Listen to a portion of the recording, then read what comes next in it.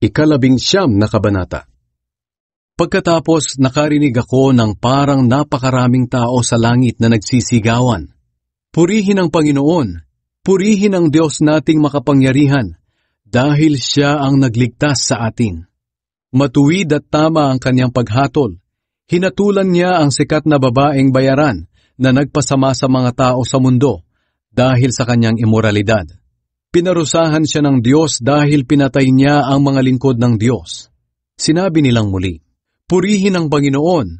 Ang usok ng nasusunog na lungsod ay papailan lang magpakailanman.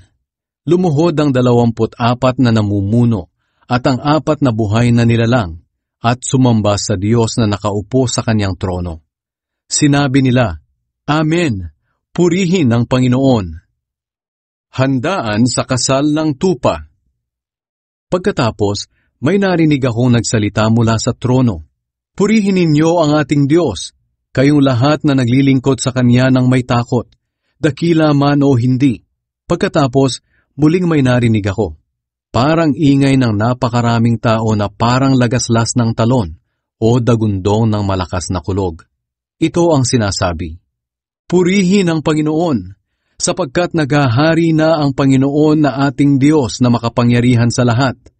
Magalak tayo at magsaya at purihin natin Siya, sapagkat dumating na ang oras ng kasal ng tupa at nakahanda na ang kanyang nobya. Pinagsuot siya ng damit na malinis, makinang at puting-puti. Ang ibig sabihin ng puting damit ay ang mabubuting gawa ng mga pinabanal ng Diyos. At sinabi sa akin ng anghel, isulat mo ito. Mapalad ang mga inimbitahan sa handaan sa kasal ng tupa. At sinabi pa niya, totoo ang mga sinasabing ito ng Diyos. Lumuhod ako sa paanan niya upang sumamba sa Kanya.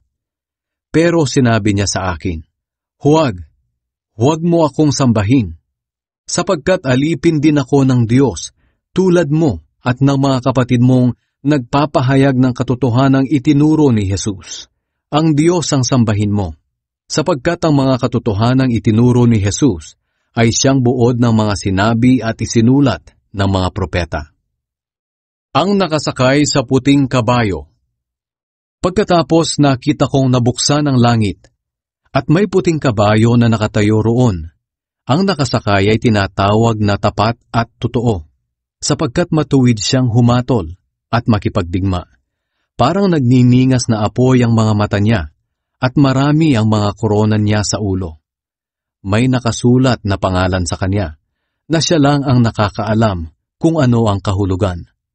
Ang suot niyang damit ay inilubog sa dugo, at ang tawag sa kanya ay Salita ng Diyos.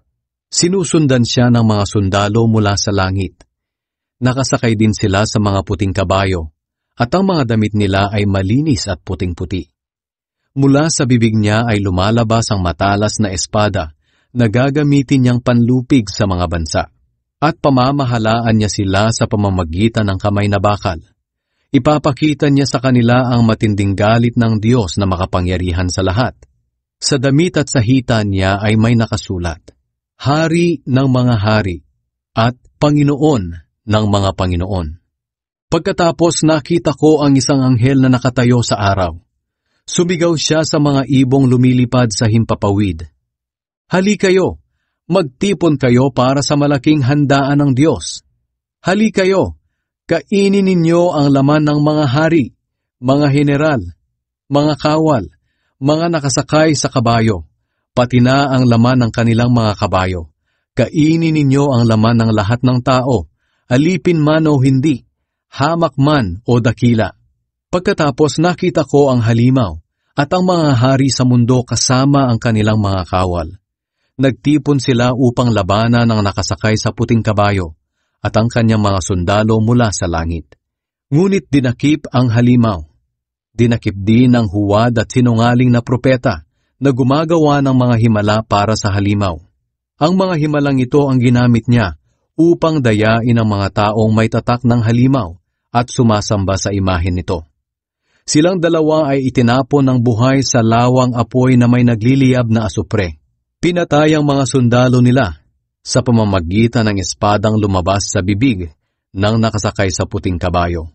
at ang mga ibon ay nagsawa sa kakakain ng kanilang bangkay.